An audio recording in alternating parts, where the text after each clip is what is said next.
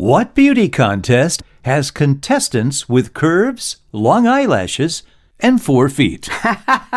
Okay. And why do sea otters hold hands while they sleep? Answers to those and other burning questions. Burning. Coming up in this episode of The Off-Ramp with Bob And Marsha. Smith.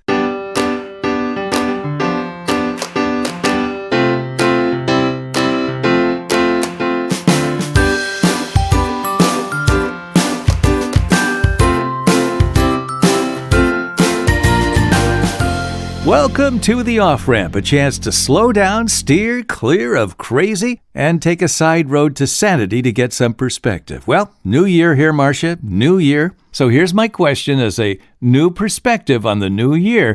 What beauty contest has contestants with curves, long eyelashes, and 4 feet? This is a multi-million-dollar contest going on in a certain part of the world. It's got to be dogs. No, it's not dogs. Well, they don't necessarily have. Who has long eyelashes? Ostriches have long eyelashes. They do, but okay, hold on. Another animal that has long eyelashes. Really? In cartoons and things.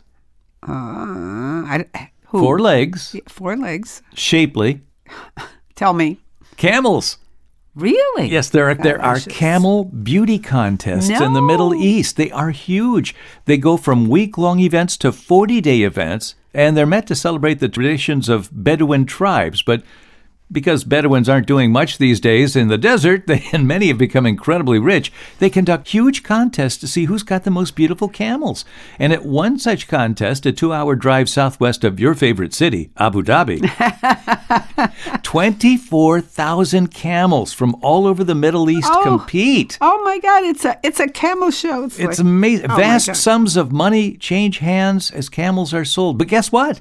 Scandal has entered the picture, Marsha. Just in December, organizers of a popular camel beauty contest in Saudi Arabia had to disqualify 43 contestants after cracking down on Botox injections and other forms of tampering by breeders. Can you believe that? Oh, man. Now listen to this. This is the 40-day King Abu Lazi Camel Festival. Abu Lazi. 60 miles northeast of Riyadh, starting at the beginning of December. Breeders there compete for more than $66 million in prize money. That's why there's tampering, so the stakes are high. Well, unscrupulous breeders have injected Botox, silicone, and other fillers and inflating body parts using rubber bands, all kinds of things to enhance the appearance of their camels. Sounds like Miss America. Oh, it's terrible. Oh, my God. This year, organizers dealt with 147 cases of tampering. No kidding. The largest number since the festival began. No, that's truly amazing. That's just awful, isn't it? It is. Okay. Let's go on to something more fun, Bob.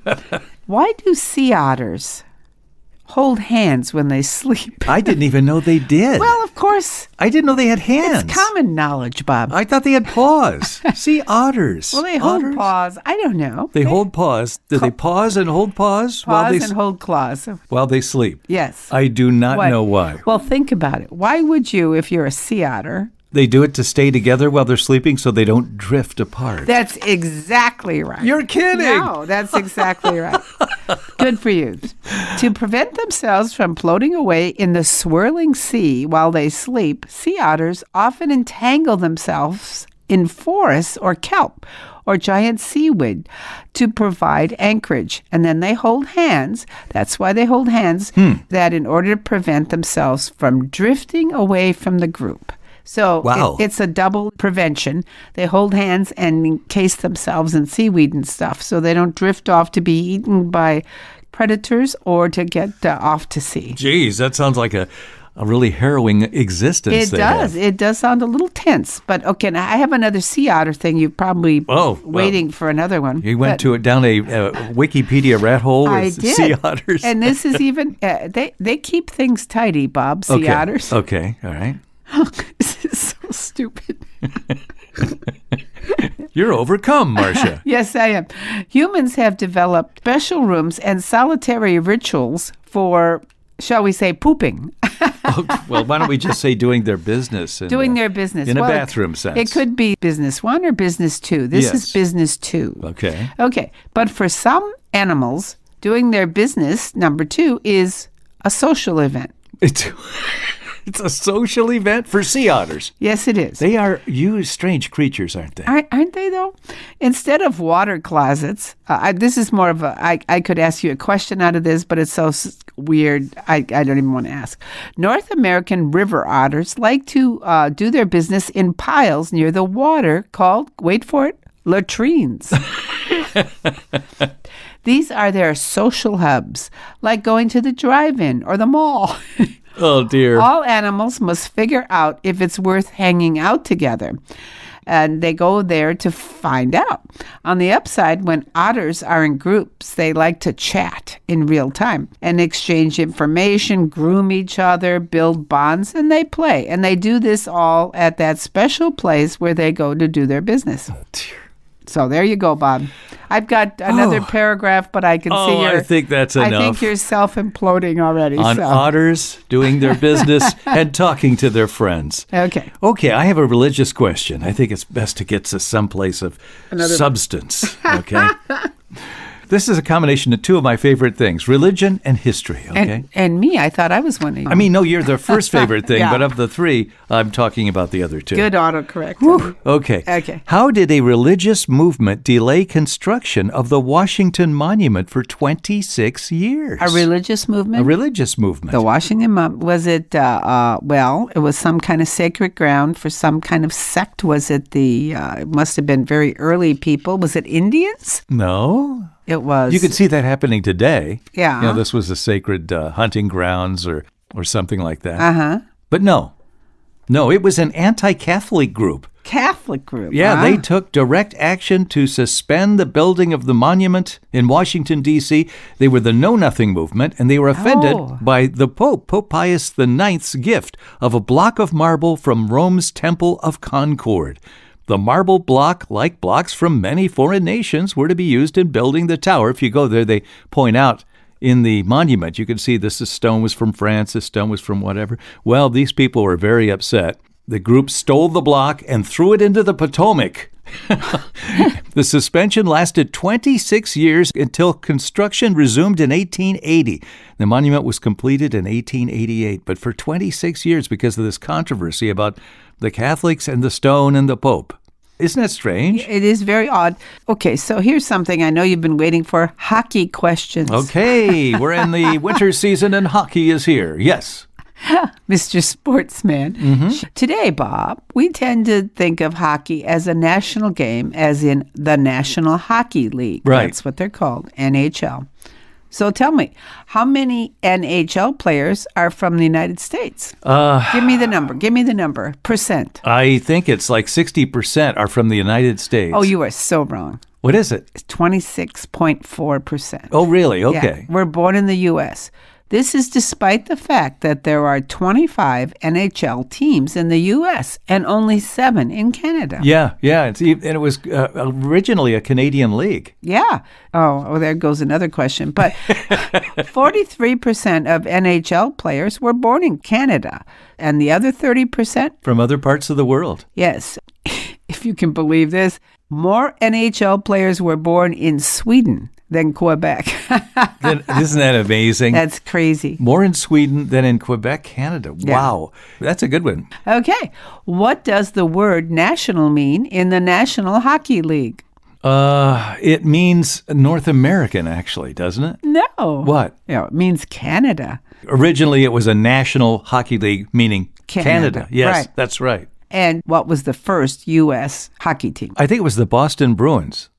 Very good, Bob. Wasn't it? Yeah. I don't give you credit No, you enough don't. for sports You questions. really don't give me much credit. You accidentally read things sometimes and retain them about sports. Okay, Bob, what's the very oldest National Hockey League team? The one I remember is the Montreal Canadiens. You remember that? Yes. Okay, you're right. Absolutely. You have to remember, I spent like 6 formative years living in Michigan, just across the river from Canada. Oh. So hockey was a big deal up there. Okay, they're the oldest and the winningest. The Canadians have won the most titles. How many? As of 2021, 25. Wow. So they did well. All right, I have another religious question. This is kind of interesting. Why did the church at one time kill any followers who promoted a life of poverty? Christ taught his followers to give up all their worldly possessions, but the church once punished those who followed that doctrine. After 1226, when St. Francis died, his followers who tried to live a life of poverty were burned at the stake good times. as heretics. Oh, my God. The church did not want to encourage poverty because it had become committed to supporting Europe's financial structure. The power structure of Europe. That's why so many people don't want to know history. It's cognitive dissonance. It is. That really did happen. That's according to Isaac Asimov's Book of Facts. Isaac wouldn't lie. Okay, ready, Bob? Mm-hmm. Have you ever heard the expression, your name is mud? Mm-hmm. You know, it kind of means the person is disgraced or unpopular. Or right. out of favor. I know the answer. You do? Yeah. Go ahead. It's Dr. Mudd. Yes. He was a surgeon who helped John Wilkes Booth, who came to him immediately after he was... after he did what? After he assassinated Abraham Lincoln. Yeah, but why did he... Well, he hurt his leg. He broke his leg. Yeah, so Mudd helped set it, and then Mudd was he was rounded up, even though he just took care of somebody. He wasn't part of the conspiracy. Yeah, they called him for a while a co-conspirator. Kind of ruined his life and his reputation. Now, here's a follow-up question to that. Who was one of his... Wait, you can't do follow-up questions to my question. Yes, I can. Oh. Who was one of his descendants who became a national newscaster? Roger Mudd. Roger Mudd of CBS. Oh, I said that as a joke. Yeah, he was related to him. Really? Yeah. Well, his name was Mudd. That's right. Okay.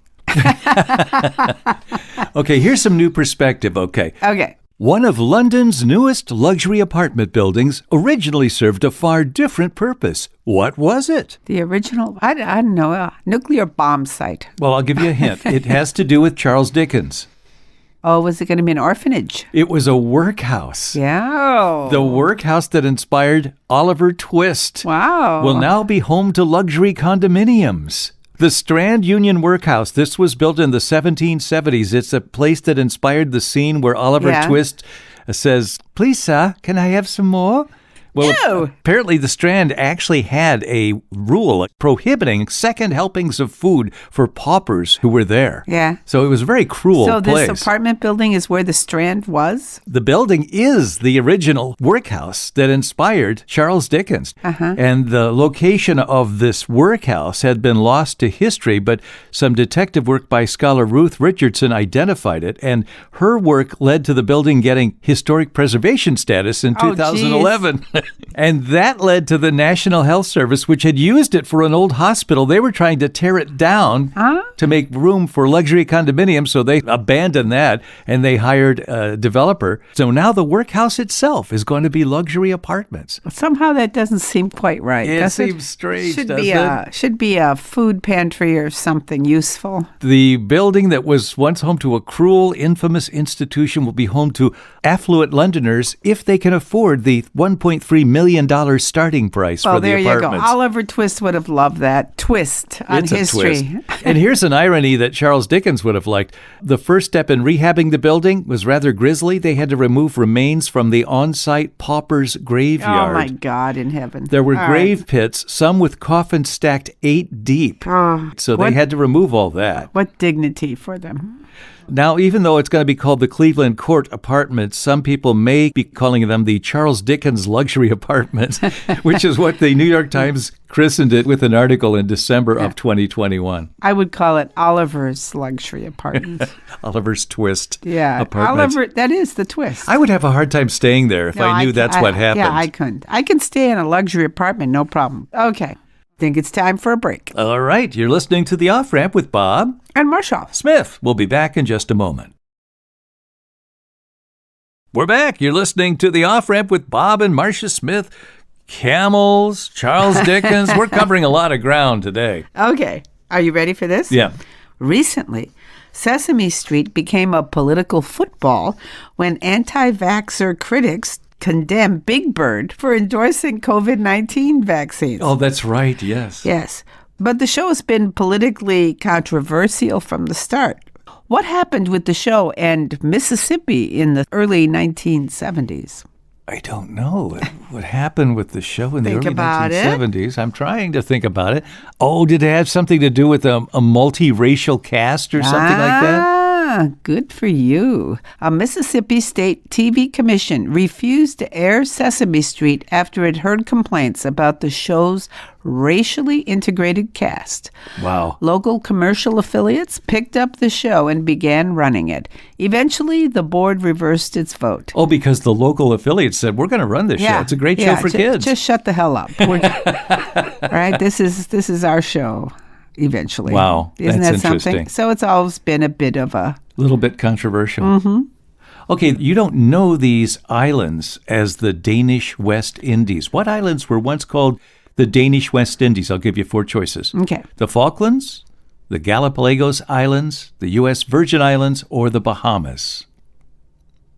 Which ones were known as the Danish West Indies? What was the first one? The Falklands. I'll say that. No. No, it's the U.S. Virgin Islands. Oh, it is. St. Thomas, St. John, and St. Croix, they weren't always American territory. They were originally home to indigenous peoples such as the Caribs and the Arawaks, but they were later colonized by the Spanish and the French and eventually the Danes, and they gained full control of these islands in the 1700s, but eventually they wanted to sell them off. That's how we bought those islands and they became U.S. territory. They were formally transferred from Denmark in 1917. Okay. $25 million in gold coin. Okay. Yeah. Can I go? Yeah. All right. What popular electronic device, Bob, has fallen in price nearly 30% since December 2019? An electronic device. Yeah. I'm going to say the Pelotons, those, the those- bikes, the exercise units. Yeah, that's good. That's good. But you're wrong. As of November 27, 2021, the cell phone has dropped 30% in price. Wow. In less than 2 years. Tell that to somebody who buys those $1,000 iPhones. Not us. So okay. overall, cell phones have dropped in price by 30%. I think those have dropped also. In the past several years. Wow, Yeah. that's amazing. Okay. All right, anything else? I got another question. Okay. Bob, hot pots are a big thing now, Bob. In fact, you used them when you went to, Hong Kong? Yes. Hot pot? Didn't you like it? Yeah, it was a hot pot dish. Yeah. Yeah, just everybody And how sits. did it work? Well, a bunch of people sit around, it was a horseshoe-shaped or a round table, and in the middle of it is a scalding cauldron of water, and you dip your food into that. Actually, you drop your food into that and fish it out later. Hot pot. It's a water-based stock. So, and it's a very big thing here in America now done in different ways. But can you tell me how hot pots got their start? No, I can't. Good. How? This is from the Milwaukee Journal, and they wouldn't lie. The creation of the hot pot can be summed up in a few words. Necessity is the mother of invention. In the Three Kingdom period, the years AD 220 to 280, there were a lot of wars. Where? In China. Okay. People were always conquering each other. The soldiers wore copper helmets. And the soldiers used those helmets as their pots to cook the food in for themselves. And that's how it all started. No kidding. Yeah, they just took their hats off and put their food in there and boiled it, and that I'll was be darned. So that was the beginning. Yeah. They must have been big hats.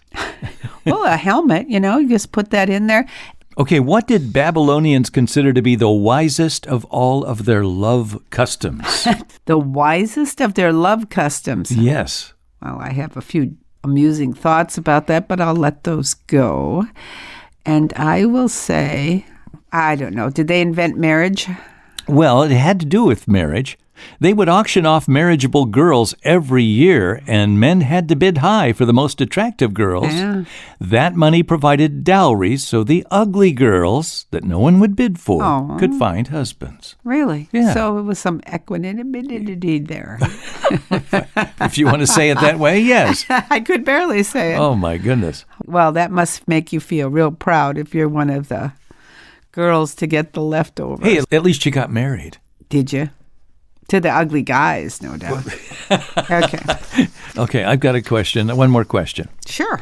Almost every country has national parks, right? We have a lot of them here in this country, and other countries have their own national parks. But what is the only country whose capital contains a national park? Really? I didn't know there was only one. Yes, I'll give you some ideas here.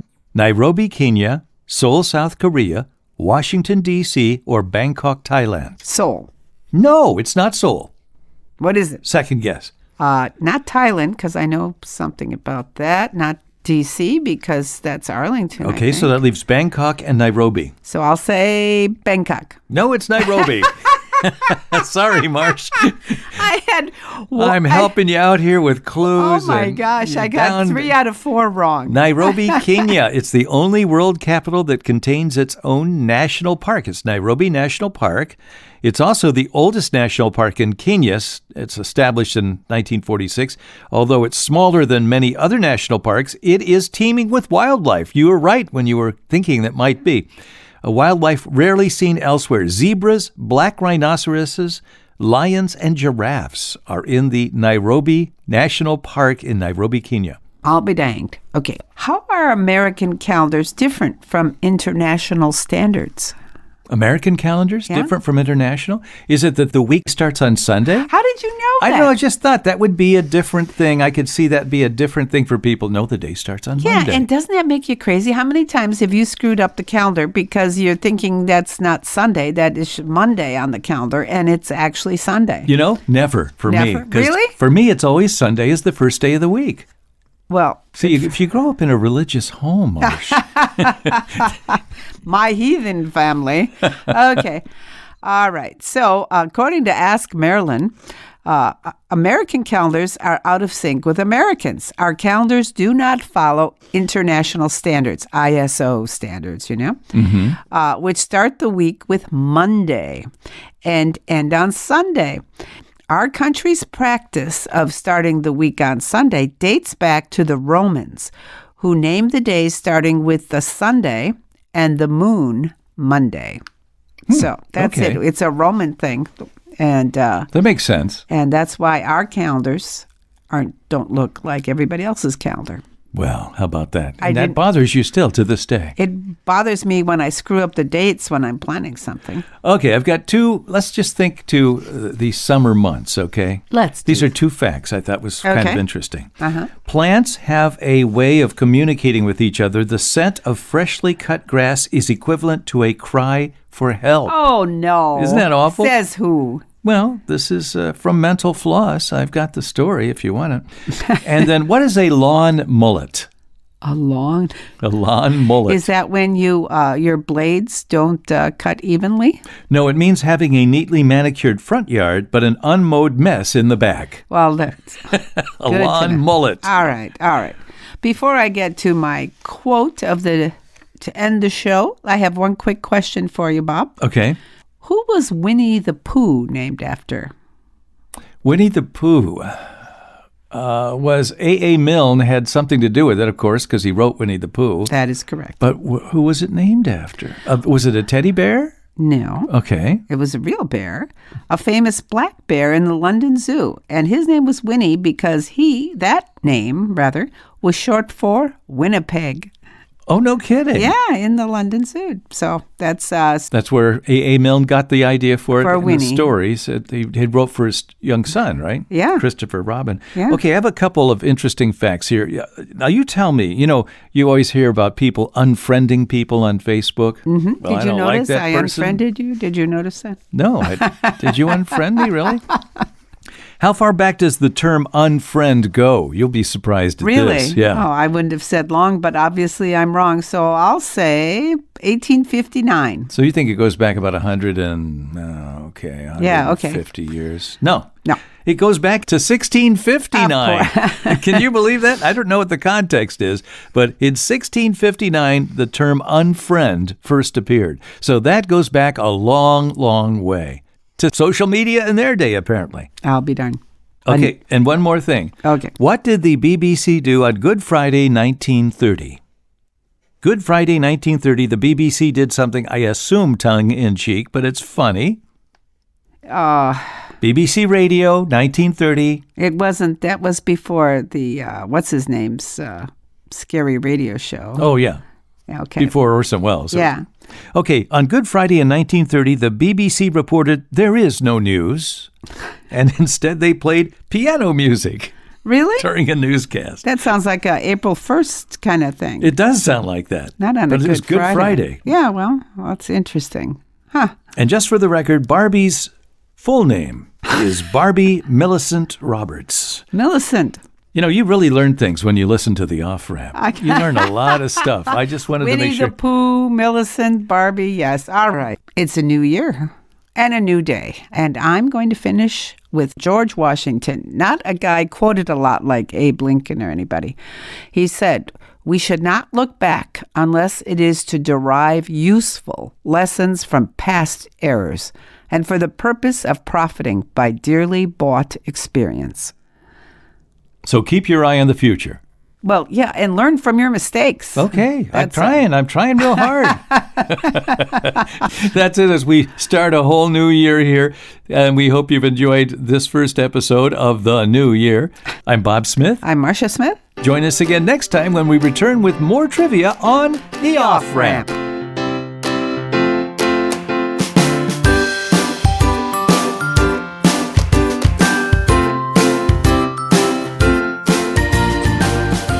The Off-Ramp is produced in association with CPL Radio Online and the Cedarbrook Public Library, Cedarburg, Wisconsin.